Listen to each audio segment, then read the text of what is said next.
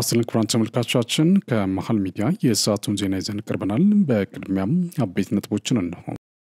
በጎንደር የሚንቀሳቀሰው ጃውሳ ተከፋፍሎ አደረጃጀቱን ፈርሶ ሁሉም የየራሱን የፖለቲካ አቋም ይዞ የተንቀሳቀሰ መሆኑን የቡድን አመራር ነን የሚሉ በተጠለፈ ስልክ አረጋገጡ።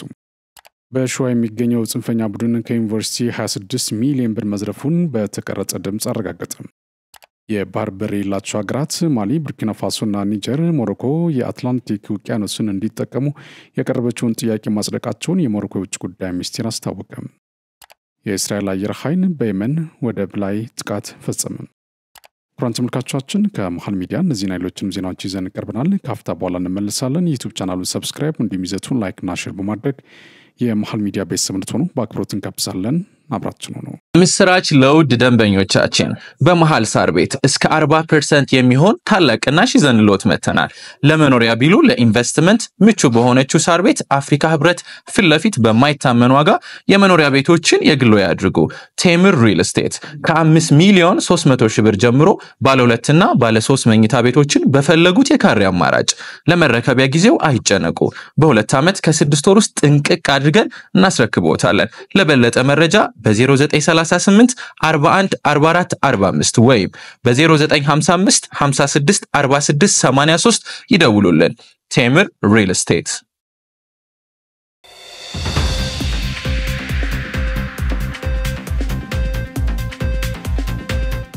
በቅድሚያ ጠቅላይ ሚኒስትር ዶክተር አብይ አህመድ ከእስራኤል ውጭ ጉዳይ ሚኒስትር ጌዲዮን ሳር ጋር ተወያዩ። ጠቅላይ ሚኒስትሩ በማህበራዊ ትስስር ገጻቸው ባሰፈሩት ጽሑፍ ዛሬ በኢትዮጵያ ጉብኝት በማድረግ ላይ ካሉት የእስራኤል ውጭ ጉዳይ ሚኒስትር ጌዲዮን ሳር ጋር በኢትዮ እስራኤል ግንኙነት ላይ ፍሬያማ ውይይት አካሂደናል ብሏል።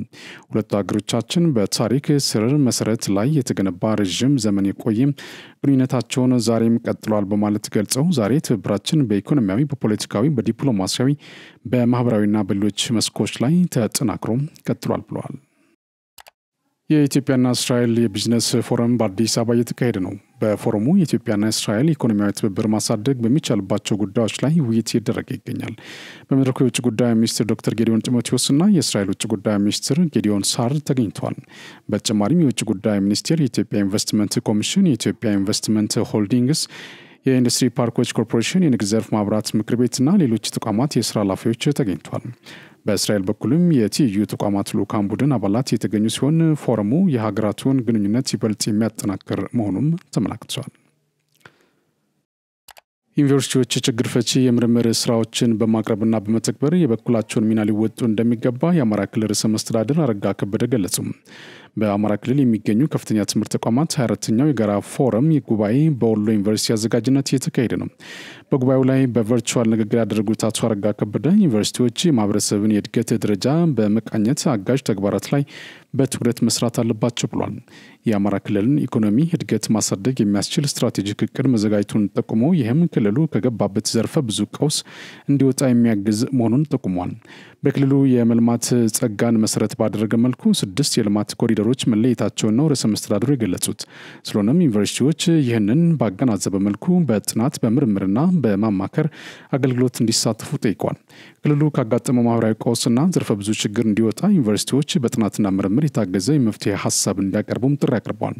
በዚህ ረገድ የክልሉ መንግስት ለዩኒቨርሲቲዎች የሚያደርገውን ድጋፍ አጠናክሮ እንደሚቀጥል አረጋግጠዋል። በኦሮሚያ ክልል የ2017-18 ምርት ዘመን ከ750 ሺህ ኩንታል በላይ ምርት ዘር ለአርሶ አደሮች እየተከፋፈለ መሆኑን የክልሉ ግብርና ቢሮ አስታወቀ። በቢሮ የግብርና ግብዓት አቅርቦት ዳይሬክቶሬት አቶ ታከለ ቆር እንዴት እንደተናገሩት ምርትና ምርታማነትን ለመጨመር የግብርና ግብዓት አቅርቦትን በተገቢ ሁኔታ ማሳለጥ ይገባል። በመኸር እርሻ ለአርሶ አደሩ በሚያስፈልጉ የምርት ዘርና ሌሎች ግብዓቶች አቅርቦትን ለማሟላት በትኩረት እየተሰራ ነው ብሏል። የአርሶ አደሩ በምርጥ ዘር ፍላጎት እያደገ መምጣቱን ጠቁሞ በበጀት ዓመቱ 1.8 ሚሊዮን ኩንታል ምርጥ ዘር ለማቅረብ ታቅዶ መሰራቱን ተናግሯል። አሁን ላይም ከ750 ሺህ ኩንታል በላይ ምርጥ ዘር ተሰብስቦ ለአርሶ አደሩ በመሰራጨት ላይ ይገኛል ነው ያሉት። የበቆሎ፣ ስንዴ፣ ገብስ፣ ጤፍና የሌሎች ሰብሎችን ምርጥ ዘር በፍጥነት ለማሰራጨት ከዩኒዮኖችና ህብረት ስራ ማህበራት ጋር በትብብር እየተሰራ መሆኑን አነስቷል። በተለይም ቅድሚያ ለሚዘራው የበቆሎ ሰብል ከ139 ሺህ ኩንታል በላይ የተለያዩ ዝርያ ያላቸው ምርጥ ዘሮችን ለአርሶ አደሩ ለማዳረስ ርብርብ እየተደረገ መሆኑን አጽንኦት ሰጥተዋል። የኒው ዲቨሎፕመንት ባንክ ኢትዮጵያን ባንኩን ለመቀላቀል ያቀረበችው ጥያቄ መቀበሉን አስታወቀ። ባንኩ ኢትዮጵያ አባል ለመሆን የሚያስችላትን የድርድር ሂደት እንድትጀምር ጋብዟል። የኢትዮጵያ በባለ ብዙ ወገን ዲፕሎማሲ ትልቅ ስኬት የሚባል መሆኑን በቤጂንግ የኢትዮጵያ ኤምባሲ መረጃ አመላክቷል። በቻይና የኢትዮጵያ አምባሳደር ተፈራ ደረበው በመጋቢት ወር 2017 ዓ.ም ከባንኩ ፕሬዚዳንት ዲሊማ ሩሴፍ ጋር መወያየታቸው የሚታወስ ነው። በውይይቱም ኢትዮጵያ ለባለ ብዙ ወገን የፋይናንስ ትብብርና ከባንኩ ጋር በተለያዩ መስኮች በትብብር ለመስራት ቁርጠኛ እንደሆነች መግለጿን ኤምባሲው በመረጃ አስታውሷል።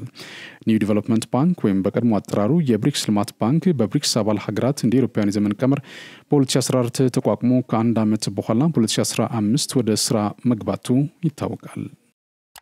የባህር በር የሌላቸው ሀገራት ማሊ፣ ቡርኪና ፋሶና ኒጀር ሞሮኮ የአትላንቲክ ውቅያኖስ እንዲጠቀሙ ያቀረበችውን ጥያቄ ማጽደቃቸውን የሞሮኮ የውጭ ጉዳይ ሚኒስቴር አስታወቀ። የሶስቱ ወታደራዊ አገዛዝ የምዕራብ አፍሪካ ሀገራት የውጭ ጉዳይ ሚኒስትሮች ሰኞ ዕለት በሞሮኮ ዋና ከተማ በራባት ከንጉስ መሐመድ ስድስተኛ ጋር ባደረጉት ውይይት የሀገራቸውን አቋም መጋራታቸውን የሚኒስቴሩ መግለጫ አመላክቷል። ሶስቱ ሀገራት ማሊ፣ ቡርኪና ፋሶና ኒጀር ኤኮዋስ ተብሎ የሚጠራው የክልል ቡድን ለቀው መውጣታቸውን ባለፈው ዓመት አስታውቋል። ከዚያም የሳህል ግዛቶች ጥምረት በመባል የሚታወቀውን የራሳቸውን የጸጥታ አጋርነት ፈጠሩ። ከረጅም ጊዜ ጀምሮ ከምዕራባውያን ሀገሮች እንደ አሜሪካና ፈረንሳይ ጋር ወታደራዊ ግንኙነታቸውን አቋርጠው ወታደራዊ ድጋፍ ለማግኘት ወደ ሩሲያ ፊታቸውን አዙሯል። በምዕራብ አፍሪካ የፋይናንሻልና የግብርና ዘርፍ ከፍተኛ ባለሀብት የሆነችው ሞሮኮ ኤኮዋስ በሶስቱ ሀገራት ላይ የንግድ ገደቦችን ከጣለ በኋላ በህዳር 2023 የንግድ መዳረሻ ጅምሯን እንደሚጀምረች ማስታወቋ ይታወሳል። የማሊ ውጭ ጉዳይ ሚኒስትር ከአብዱላይ ዲዮፕ ለመንግስት መገናኛ ብዙሃን እንደተናገሩት የተነሳሽነት የባህር መዳረሻችንን ለማብዛት ምቹ ነው ብሏል። ይህ በእንዲህ እንዳለ የኢትዮጵያ ታሪካዊ ርስት የሆነው የአሰብ ወደብን በጋራ ተጠቃሚነት አብረን እናልማው የተባለው የሻዕቢያው መንግስት የሳውዲ አረቢያ ተቋሚ ሆኖን እባክህን አሰብን አልምተህ ተጠቀም ብሎ ቢያቀርብለት ኢትዮጵያ የማትጠቀምበትና የባለቤትነት ጥያቄ የምታነሳበትን ወደብ አልጠቀምም ብሎ ፍላጎቱን ወደ ጅቡቲ መውሰድን ገልጿል። ምንም እንኳን የኢትዮጵያ ርስት የሆነው አሰብ ወደብ በውድም ሆነ በግድ ወደ እናት ሀገሩ ኢትዮጵያ የሚጠቀለል ቢሆንም ቀጠናውን የመበጥበጥ ሱስ ውስጥ ያለው የኤርትራ መንግስት አሁንም ከዲፕሎማሲው ይልቅ ምስራቅ አፍሪካን በሚበጠብጡ ጉዳዮች ላይ መጠመዱን እየወጡ ያሉ መረጃዎች አመላክቷል። ከሳውዲ አረቢያ የተሰጣቸውን ምላሽ ያበሳጫቸው ፕሬዚዳንት ኢሳያስ አንድ እግራቸውን ጉድጓድ ውስጥ ከተው እንደዚህ አይነት ለነፍሳቸውም ሆነ ለስጋቸው በማይጠቅም ጉዳይ ላይ ሙጥኝ ከሚሉ የኢትዮጵያን ዲፕሎማሲያዊ ጥያቄ አልቀበልም ማለታቸው አልሞት ባይተገዳይ ከመሆን በዘለለ ትርጉም አልባ እልህ መሆኑን የታሪክና ዓለም አቀፍ ግንኙነት ሙያተኞች እየተነተኑ ይገኛሉ። አሁን ቢሆን የኤርትራ ህዝብን ከ30 ዓመታት በላይ ችግር ውስጥ ከተው ታሪካቸውን እንዳበላሹ ከሚኖሩ ከጎረቤት ሀገራት ጋር ያላቸውን ዲፕሎማሲያዊ ግንኙነት ማጠናከርና የዓመታት ጥፋታቸውን መልካም ነገር ሰርተው ቢያካክሱ ለኢትዮጵያውያንም ሆነ ለወንድም ኤርትራ ህዝብም የጋራ ተጠቃሚነት ቢሰሩ የሚል ምክር ሀሳብ እየተሰጠ ይገኛል። የሆነ ሆኖ የኢትዮጵያ ቀይ ባህር ተጠቃሚነት እንዴትም ባለው ሁኔታ መረጋገጡ እንደማይቀር ተንታኞች አስረግጠው ተናግረዋል። እወይ ደረሱ የተባለ የጽንፈኛ ቡድን መሪ በመከታውና በደሳለኝ መካከል ይደረግ ባለው የእርስ በርስ ውጊያ እርምጃ እንደተወሰደበት ተገለጸ። ወይ ደረሱ የተባለ ራሱን የጃውሳ ከፍተኛ አመራር ብሎ የሚጠራው ከመከታው ጋር ተገናኛለ በሚል በባዩ በሚባል የትግል አጋሩ ሲገደል ለምን የተባለ የደሳለኝ ሲያስብ ሸዋ ምክትል ደግሞ ቆስሎ በእስክንድርና በመከታው ኃይል ተማርኳል ተብሏል። እንደ ምንጮች ገለጻ በመከታው ማሞና በደሳለኝ ሲያስብ ሸዋ መካከል የሚደረገው የእርስ በርስ ውጊያ ከቁጥጥር ውጭ ሆኗል ተብሏል። በዚህም በደረጃ በላይ የሚባለውና በፈንታውን ኃይሌ በሚባሉ በከፍተኛ ሁኔታ የተደገፈ የሚገኘው መከታው ማሞ የተሰኘው የጽንፈኛው ኃይል በርካታ የደሳለኝ ሲያስብ ሸዋ ታጣቂዎችን የገደለ ሲሆን በውጊያው ዳዊት ቀጸላና ለማንህ የሚባሉትን የደሳለኝ ምክትሎችን ጨምሮ በርካቶችን ማርኳል ተብሏል። ምንጮች እንዳጋሩት መረጃ ከሆነ በሁኔታው ግራ የተጋቡት የደሳለኝ ሲያስብ ሸዋ ታጣቂዎች ከሸዋ እየወጡ መሸሽ ጀምሯል ነው የተባለው። ብርጋዴር ጀነራል ተፈራ ማሞን ጨምሮ በርካቶች ከሸዋ ከብልሏል። ሌላው መከታውና ከእስክንድር እየተናበቡ አሁንም የደሳለኝ ተከታይ የሚሏቸውን ታጣቂዎች ከሸዋ ምድር እናጥፋለን በሚል የጀመሩትን እንቅስቃሴ አጠናክረው እንደሚቀጥሉ መፈከራቸውን ቀጥሏል። በአንድ ወቅት መከታው የዘመነ ድብቅ እጆች ከሸዋ ተቆርጠው ይጣላሉ ሲል መደመጡም የዚሁ አካል እንደሆነ መረጃዎች ያደረሱን ምንጮቻችን ይናገራሉ። በተያዘ መረጃ የደሳለኝ ሲያስብ ሸዋ ተከታዮች በመካከላችን አስተኳሽ አለ በማለት የገዛ ታጣቂዎቻቸውን ከቡድኑ እየለቀሙ በማውጣት አሰቃቂ በሆነ መንገድ መረሸን ጀምሯል። በዚህም እወይ ደረሱ የተባለውን የቡድኑ ከፍተኛ አመራር ጨምሮ ወደ 20 የሚጠጉ ታጣቂዎችን ገድሏል። ይህን እያደረገ ያለው በዋናነት ባዩ አለባቸው ሲሆን እወይን ከገደለው በኋላ በደራ አድርጎ ወደ ጎጃም ለመግባት ጥረት እያደረገ እንደሚገኝ ከአካባቢው የደረሰው መረጃ አመላክቷል። በአማራ ህዝብ ስም የህዝብን ሀብትና ንብረት ከመዝረፍ በዘለለ የህዝቡን ስቃይ ያባበሰ የሚገኘው የጽንፈኛ ቡድን እርስ በርስ መጠፋፋቱና መወነጃጀሉ ቀጥሎበታል። መነሻው ጤናማ ያልሆነና ህዝቡን ማሸበርና የመዝረፍ ተግባር ላይ የገባው ጽንፈኛው በመከላከያ ሰራዊት የደረሰበት ያለውን ምት መቋቋም ሲያቅተው በመምህራን ተማሪዎችና አዛውንቶች ላይ ግድያን ጨምሮ ጸያፍ ተግባራትን ሲፈጽም ቆይቷል። ለዚህም ራሱ ምስክርነት ሲሰጥ ተሰምቷል። በዚህ ያረካው ጽንፈኛው የዘመነ ካሴ ቡድን ከአንጃው ህወሓት ጋር ህብረት አለኝ ማለቱን ተከትሎ በጎንደር የሚገኘው የጽንፈኛ ቡድን የፋኖ አደረጃጀት መፍረሱን አውጆ እንደነበር ይታወሳል። አሁን ላይ በጎንደር የሚንቀሳቀሰው ጃውሳ ተከፋፍሎ አደረጃጀቱን ፈርሶ ሁሉም የየራሱን የፖለቲካ አቋም ይዞ እየተንቀሳቀሰ መሆኑን የቡድኑ አመራር ነን የሚሉ በተጠለፈ ስልክ አረጋግጠዋል። ሀሳባቸውን ተከታትለን እንመለስ። የጎንደር አንድነትና በዘድ ሸዋ ላይና ጎንደር ላይ ያለው ግን በአፋር የሚባል መቼም ሰውዬ አመት የተከለበን እንቅስቃሴ ትንሽ በወንድሙ ላይ እንዳይስማማ አድርጎ የእሱ የፖለቲካ መደራደሪያ ሸቀጥ አድርጎ ይዟል። ተጠላሉ ሌላው ተደረሱ ከሁለት ተከፍሏል። ይሄ የተረጋገጠ መረጃ አለን። ከሁለት የአቅጣጫው ነው ታስራት እንደ ክፉል ቢልሞካል ጭሞስ ያላል ያማላቸው ተከፍሏል። ሁለተኛው እስክንድር ዘገት መቀጠል የሚፈልግ ሚል ነው ያላቸው። ምንም ይሁን ምን ግን ሁለቱም ግን አካሄዳቸው ዝሮ ከአማራ አንድነት ከጎንደር አንድነት ከሸዋ ከወሎ ከጎጃም አንድነት ውጭ ሆነ ተነጣይ ግለሰባዊና ተገኛ የሆነ ጠባብ የሆነ ሀሳብ ይዘው እያራመዱ ግልጽ ነውና መነሻቸው ግልጽ ነው ይዘው የወጡት። በዚህ ዙሪያ ከተገናኘ ብዙ መረጃዎችን ያገኛችሁ ማስረጃዎች አሉ። ከምላችሁ በላይ መረጃ ይዘን ነውና ይሄን ማለት ወጣለሁ። አመሰግናለሁ። ጨርሻለሁ። በሸዋ የሚገኘው ጽንፈኛ ቡድን ከዩኒቨርሲቲ 26 ሚሊዮን ብር መዝረፉን በተቀረጸ ድምጽ አረጋገጠ። ይህን ተከትሎም በሸዋ የሚገኘው ጽንፈኛ ቡድን አመራርና አባላት እርስ በርስ ለመበላላትና ለመገዳደል ቀጥሮ ይዘዋል። በተጨማሪም ከቡድኑ 30 ክላሽ የታጠቁ የሸሽተው የሰላም አማራጭ ተቀብለው እንደወጡም አረጋግጠዋል። ይህንን በግብታዊነት የተጀመረ በአማራ ህዝብ ላይ የምታደርጉትን ዓላማ ቢስ እልቂት ብታቆሙ ይሻላል፣ የሰላም አማራጭን ተቀብላችሁ ለመንግስታችሁን ብትሰጡ ሲሉ አስተያየት ሰጪዎች መክረዋል። የሆነው የግለሰቦችን የተቀረጸ ድምጽ ተከታትለን እንመለስ። አሁን ሙሉቀንን እና አበባውም ሌቦቹን በሙሉ አስራለሁ ብያለሁ። እዙ ላይ እስካሁን ስንጨቃጨቅ ነው የቆየ ነው። እዙ ጥርስ የሌለው አንበሳ ነው፣ ውሳኔ መስጠት አይችልም። እኔ ግን ስሜቴን ወንበሩን አከብራለሁ። አብራችሁ ላይ ያላችሁ ጥሩ ጓዶች ስላላችሁ የትእዛዝ የወረደው ከመከታው ነው። ከተው አላወረድኩም እንኳን ቢል ይሄን ትእዛዝ የተደረገውን ድርጊት ማገድ ነበረበት። ደውሎ ማገድ ነበረበት። ተካክደናል። እኔ እንደ አማራ ነው በመርህ ነው የምሰራው። እዙ መጀመሪያ ማዕከላዊ መቀመጫ የለው፣ ሁለተኛ ማዕከላዊ አመራሩ ክልና የለው። በዙም አላምንም። እዙ ጋር እንድትመጣ አሉኝ። አሁን አጃቢ ላክልህና ምናምን እኔ ስልጣንና ገንዘብ አጃቢነት አይደለም ፈልገው። ስለዚህ በሚያወጣ ይልክ ወጥቷል። የወንድ ልጅ ጥግ ያላቸው ልጆች ቃጥ ብለው ቆመዋል። ሌባን እናስራለን ብለዋል። እየተፈለጉ ነው። ሙሉቀንን ካገኘሁት ይታሰራል። ከዩኒቨርሲቲ ፕሬዝዳንቱ የተቀበላትን 26 ሚሊዮን ብር የት እንዳረጋት ስንት መብላት ይችላል። መቃመም አርዶ መብላትም ይችላል። ከመጀመሪያው ጀምሮ ተጉዘን ከመጣን ጊዜ ጀምሮ ሰዎች በጃዙር ያደረጓትን ሴራ በሙሉ ያው መከታውንም በልኩ ተነጋግረናል። ክሬም በትሻል እኔ የወጣሁት ለመከታው ለምናምን አይደል። አሁን ያለው ተወንዝ ወደ ክፍለ ጦር አመራር ነኝ የሚል ጃራ ወንዝን እንደማይሻገር መግለጫ ሰጥተናቸዋል። እኛ ግን ተሻግረናል፣ እንሻገራለን። አማሃን ደብድበውታል። አማሃን አሁን እናወጣለን፣ ሄደን እናስፈታዋለን ብሏል ጦሩ። አሁን ጦሩ እንዳይመታታ በሚል ነው። ጦሩ ከዳር እስከ ዳር ከወዲያ በነግርማ በዛ በቢራባ በኩል ያለውን ጦር ተደዋውለናል።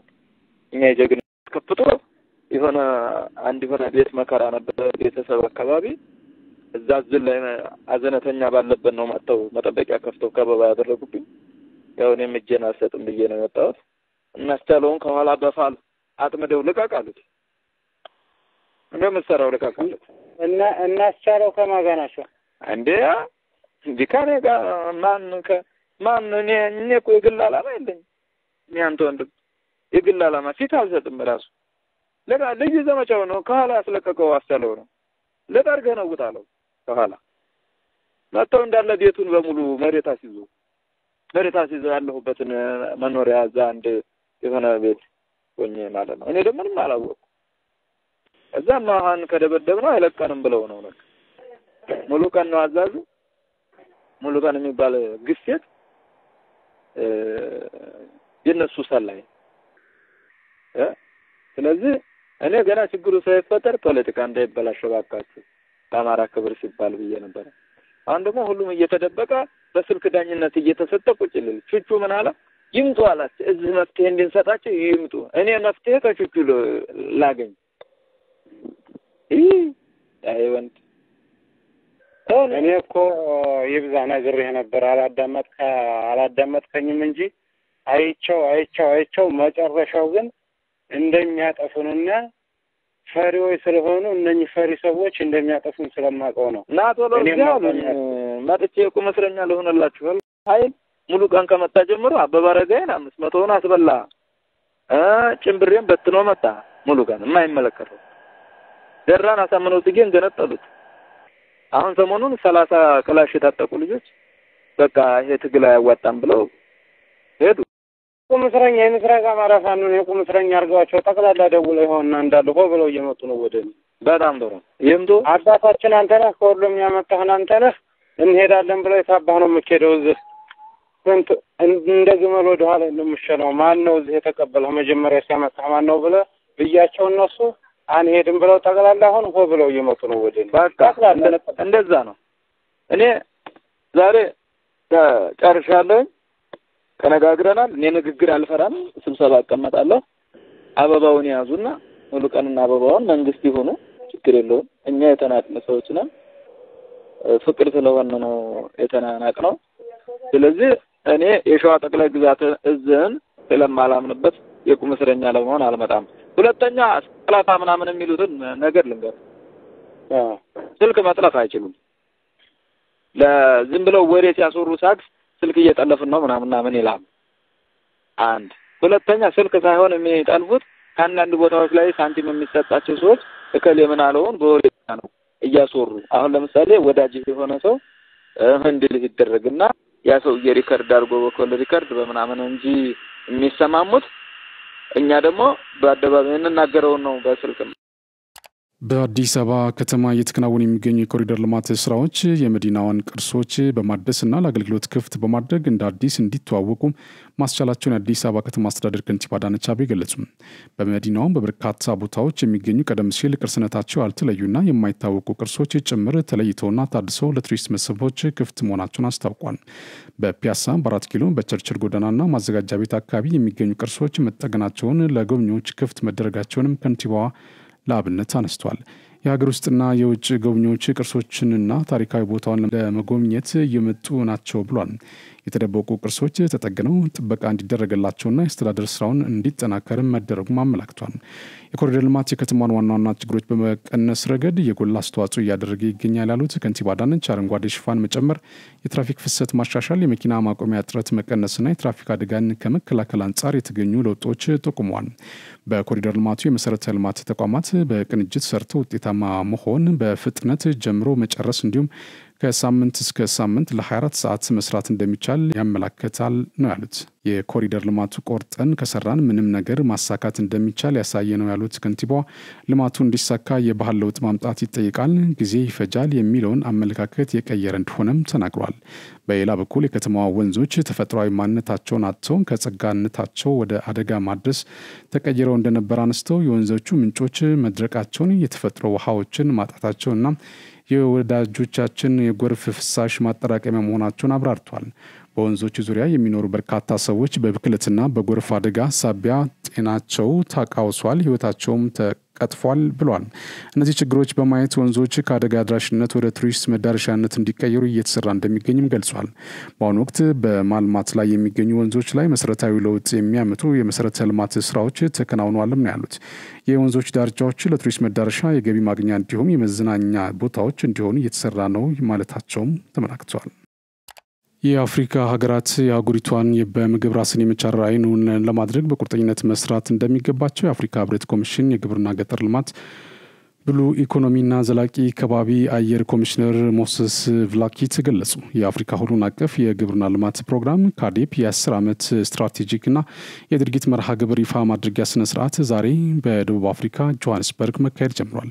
የአፍሪካ ህብረት ኮሚሽን የግብርና ገጠር ልማት ብሉ ኢኮኖሚና ዘላቂ አካባቢ አየር ኮሚሽነር ሞሰስ ቭላኪት በአፍሪካ ለምለም መሬት ላይ የተሰፋ ዘር ተዘርቷል፣ ዘሩም ሙሉ ፍሬ እንዲሰጥ እየተሰራ ነው ብሏል። በካዴፕ የትግበራ ጉዞ ውስጥ ካምፖቱ ድንጋጌ ተነስቶ ወደ ማላቦ አሁን ደግሞ የካምፓላ ድንጋጌ ላይ መድረሱን አመላክቷል። በአፍሪካ የግብርና ዘርፍ አዲስ ምዕራፍ ይከፍታል ተብሎ የታመነበት አዲሱ ስትራቴጂና የድርጊት መርሃ ግብር እንደ አውሮፓውያን የዘመን ቀመር 2025 ከ2036 እንደሚተገበር ጠቁሟል። የአፍሪካ ሀገራት በግብርናው ዘርፍ የሚያስመሰግን ለውጥ ቢያመጡም የካዴፕን ግቦችን ሙሉ ለሙሉ መሳካት አለመቻላቸው ተናግሯል። የበጀት እጥረት፣ የግንዛቤ ፈጠራ ስራ ማነስ፣ መሰረተ ልማቶችን በበቂ ሁኔታ አለማሟላትና ሌሎች ፈተናዎች የፕሮግራሙ ውጤታማነት ላይ ተጽዕኖ እንዳሳደሩ ነው ኮሚሽነሩ የገለጹት። አፍሪካ መሬት፣ ውሃና የቴክኒክ አቅሞቿን እያሏት በአመት ከ50 እስከ 100 ቢሊዮን ዶላር ወጪ በማድረግ ምግብ ከውጭ እንደሚያስገቡ ጠቁመዋል። ኮሚሽነር ቭላኪት ይህንን ያህል ከፍተኛ ወጪ ለምንድን ነው የምናወጣው ብለን ራሳችንን በመጠየቅ ምርታማነታችንን ማሳደግ ላይ በትጋት መስራት ይኖርብናል ብለዋል። አዲስ የካዴፕ ስትራቴጂ በምግብ ስርዓት ውስጥ በማምረት በማቀነባበር በማሰራጨትና በመጠቀም ያለውን ሁሉን አቀፍ ሂደት የመቀየር ግብ ያለው መሆኑን አመላክተዋል። የአፍሪካ ሀገራት ስትራቴጂውን በብሔራዊ እቅዶቻቸው በማካተት በሙሉ አቅምና ቁርጠኝነት እንዲተገበሩ ጥሪ አቅርበዋል። በተጨማሪም ለግብርናው ዘርፍ አስፈላጊውን በጀት በመመደብና ሀብት በማሰባሰብ ለውጤታማነቱ እንዲሰሩ ጠይቋል። ካዴፕን በሙሉ አቅም ከተገበርን በአፍሪካ ላሉ ማህበራዊ፣ ፖለቲካዊና ኢኮኖሚያዊ ችግሮች አጥጋቢ ምላሽ መስጠት ይቻላል ነው ያሉት ኮሚሽነሩ። የአፍሪካ ሀገራት የግብርና ምርታማነትን ለማሳደግ ሳይታከቱ በመስራትና ራስን ለለውጥ በማዘጋጀት ለአፍሪካ የተሰፋና የብልጽግና ጮራ መሆን እንዳለባቸው አሳስበዋል።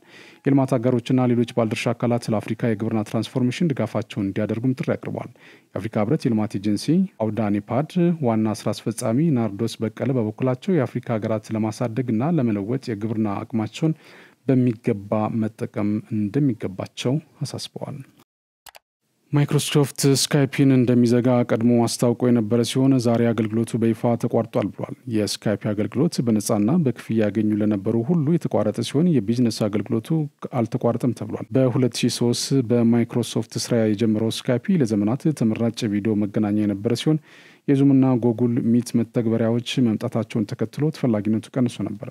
ማይክሮሶፍት ስካይፒ ይጠቀሙ የነበሩ ሰዎች በስካይፒ አካውንታቸው ወደ ማይክሮሶፍት ቲምስ መግባትና መረጃዎቻቸውን እንዲያዘዋውሩ ጠይቋል። የዜናው ቀጥታ የሚተላለፍላችሁ ከመሃል ሚዲያ ነው። ወደ ውጭ እናልፋለሁ። ምስራች ለውድ ደንበኞቻችን በመሃል ሳር ቤት እስከ 40% የሚሆን ታላቅ ቅናሽ ይዘንልዎት መተናል። ለመኖሪያ ቢሉ ለኢንቨስትመንት ምቹ በሆነችው ሳር ቤት አፍሪካ ህብረት ፊት ለፊት በማይታመን ዋጋ የመኖሪያ ቤቶችን የግሎ ያድርጉ። ቴምር ሪል ስቴት ከ5 ሚሊዮን 300 ሺህ ብር ጀምሮ ባለ 2 እና ባለ 3 መኝታ ቤቶችን በፈለጉት የካሬ አማራጭ ለመረከቢያ ጊዜው አይጨነቁ። በ2 ዓመት ከ6 ወር ውስጥ ጥንቅቅ አድርገን እናስረክቦታለን። ለበለጠ መረጃ በ0938 41 44 45 ወይም በ0955 56 46 83 ይደውሉልን። ቴምር ሪል ስቴት። በሱዳን ወታደራዊ ኃይል የሚመራው መንግስት መቀመጫ በሆነችው የወደብ ከተማ ፖርት ሱዳን ለሶስተኛ ተከታታይ ቀን የድሮን ጥቃት ተፈጸመባት። በሱዳን የእርስ በርስ ጦርነት ከተቀሰቀሰ በኋላ የፈጥኖ ደራሽ ኃይሉ አይሎ አብዛኛዎቹን ካርቱም ሲቆጣጠር በጀነራል አብዱል ፈታህ አልብርሃን የሚመራው የሀገሪቱ ጦር ኃይል መቀመጫውን ወደ ፖርት ሱዳን አዝሮ ቆይቷል። ከሳምንታት በፊት የአገሪቱ ጦር በፈጥኖ ደራሽ ኃይል ላይ የበላይነትን በማግኘት በርካታ የካርቱም ክፍሎችን መቆጣጠር ከቻለ በኋላ ነው ተከታታይ የድሮን ጥቃት በፖርት ሱዳን ላይ የተፈጸመው። ፖርት ሱዳን የወታደራዊ ኃይሉ መቀመጫ ከመሆኗ ባሻገር በጦርነት ሳቢያ በከባድ ሰብአዊ ቀውስ ውስጥ ለሚገኙ የሱዳን ሕዝብ የሚደርስ እርዳታ የሚተላለፍባት የወደብ ከተማ ናት። ለሶስት ተከታታይ ቀናት በከተማዋ ላይ የተፈጸመውን ጥቃት በተመለከተ የሱዳን ጦር ኃይል ተቀናቃኙን የፈጥኖ ደራሽ ጦር የከሰሰ ሲሆን ቡድኑ ግን እስካሁን ጥቃቱን ስለመፈጸሙ ኃላፊነቱን አልወሰደም። በፖርት ሱዳን የተፈጸመውን የድሮን ጥቃት በተመለከተ ዋናውን የመርከቦች መግቢያ ወደብና ከአየር ማረፊያው ጨምሮ በከተማዋ ካሉ ከበርካታ ቦታዎች ከፍተኛ ጥቁር ጭስ ሲወጣ መመልከታቸውን የዓይን እማኞች ተናግረዋል። በከተማው በተደጋጋሚ በተፈጸሙት የድሮን ጥቃቶች ምክንያት ጉዞዎች መደናቀፋቸውም ተናግረዋል። የድሮን ጥቃቶቹ ከወደቡና ከአየር ማረፊያን በተጨማሪ ኃይል ማመንጫና ሆቴልን ኢላማ አድርገዋል። ቀደም ሲል በድሮን የሚፈጸሙ ጥቃቶች በዋናነት ኢላማ የሚያደርጉት የነዳጅ ማከማቻንና ወታደራዊ ጦር ሰፈሮችን ነበር። አሁን ግን የተለያዩ ተቋማትን በድሮን ጥቃት እየተመቱ ይገኛሉ። ጥቃቱ መፈጸሙ እስከጀመረበት ከ3 ቀናት በፊት ድረስ በፖርት ሱዳን ውስጥ በመቶ ሺዎች የሚቆጠሩ ተፈናቃይ ሱዳናውያን ነበሩ። ከ2 ዓመት በላይ የዘለቀው እርስ በርስ ጦርነትና አሁን እየተባባሰ የመጣው ጥቃት ሕይወታቸውን የበለጠ ያመሳቅለዋል። 2 ዓመት ባለፈ የጦር ሰራዊትና የፈጥኖ ደራሽ ኃይሉ ከባድ የእርስ በርስ ጦርነት በ10 ሺዎች የሚቆጠሩ ሰዎች የተገደሉ ሲሆን ከ12 ሚሊዮን በላይ ሕዝብ ደግሞ ከመኖሪያው ተፈናቅሏል። በፈጥኖ ደራሽ ኃይሉ ላይ ወታደራዊ ድሎችን እያገኘ የመጣው የሱዳን ጦር ሰራዊት ባለፈው ወር አብዛኛውን የዋና ከተማዋ ካርቱም ክፍሎች በቁጥጥር ስር ማስገባቱን የገለጸ ቢሆንም ጦርነቱ ቀጥሏል። በጀነራል አልቡርሃን የሚመራው የሀገሪቱ ጦር ኃይል በካርቱም የሚገኘው ቤተ መንግስት መቆጣጠሩን ተከትሎ መንግስት መመስረቱን ያስታወቀ ሲሆን ባለፉት ሳምንታት ቤተ መንግስቱ በጀነራል ዳጋሎ በሚመሩት ፈጥኖ ደራሽ ኃይሎች ተደጋጋሚ የድሮን ጥቃት ደርሶበታል ሲል የዘገበው ቢቢሲ ነው። የእስራኤል አየር ኃይል በየመን ወደብ ላይ ጥቃት ፈጸመ። ጥቃት የተፈጸመበት ሆዳዳ ተብሎ በሚጠራው ወደብ ሲሆን 30 የጦር አውሮፕላኖች ተሳትፈዋል። የኮንክሪት ፋብሪካንና እቃዎችን ለማውረድ የሚያገለግሉ የመርከቦች መቆሚያና ኢላማ ያደረገ መሆኑም ተዘግቧል። የአየር ጥቃቱ ከአሜሪካ መንግስት ጋር በቅንጅት መዘጋጀቱም ተዘግቧል። የአየር ድብደባ ከአንድ ቀን ቀደም ብሎ የሀውቲ አማጽያን በቴል አቪቭ በቤንጎሪዮ አየር ማረፊያ ላይ ጥቃት መፈጸማቸውን ተከትሎ የተካሄደ ነው። የእስራኤል ጠቅላይ ሚኒስትር ቤንያሚን ኔታንያሁ በሀውቲ አማጽያን የተተኮሱ ሚሳኤል የእስራኤል ዋና አውሮፕላን ማረፊያ አካባቢን ከመታ በኋላ በታጣቂ ቡድን ላይ የአጸፋ እርምጃ እንደሚወስዱ ቃል ገብቶ ነበር። ኔታንያሁ በማህበራዊ ድረገጾች ላይ በተለጠፉ የቪዲዮ መልእክቶቻቸው ላይ ከዚህ በፊት ጥቃት ሰንዝረናል፣ ወደፊትም እናጠቃለን ሲሉ ምላሽ እንደሚሰጡ ዝተዋል። የእስራኤል የመከላከያ ሚኒስቴር እስራኤል ካታዝ በበኩላቸው የሚመታንን ሁሉ 7 እጥፍ እንመተዋለን በማለት ለጥቃቱ ምላሽ ሰጥቶ ነበር። ኔታንያሁ በኋላ በሰጡት መግለጫ የሀውቲዎች ጥቃት ከኢራን የመነጨ ነው ሲሉ አገራቸው ለሀውቲ ጥቃት ምላሽ እንደማትሰጥ አስጠንቅቀው ለኢራን ደግሞ በመረጥነው ጊዜና ቦታ እርምጃ እንወስዳለን ማለታቸውን የሚታወስ ነው። ኢራን ይህንን የእስራኤል ክስ ማስተባበሏ ዘገባ አስታውሷል። ፍራንስ ተመልካቾቻችን ከመሃል ሚዲያ ለሰዓቱ ያዝናቸው ዜናዎች እነዚህ ናቸው። ስለተከታተላችሁ እናመሰግናለን። ቀሪ ዝግጅቶች ይቀጥላሉ። በእኔ በኩል ጨርሻለሁ። በያላችሁበት ሰላም ነው።